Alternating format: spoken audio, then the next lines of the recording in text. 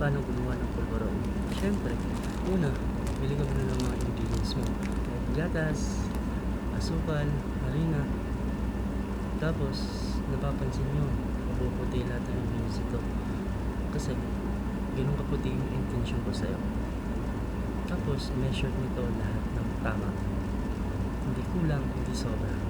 Ganun yung nararamdaman ko sa'yo. Tama. Tapos, ilagay ito sa isang kawali.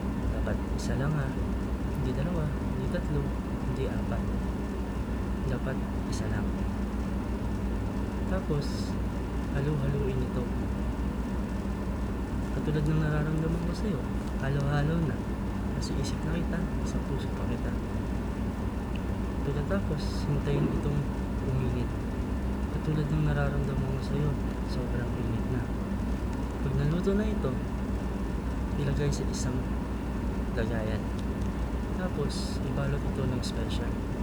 Katulad ikaw, special ka sa akin. Thank you.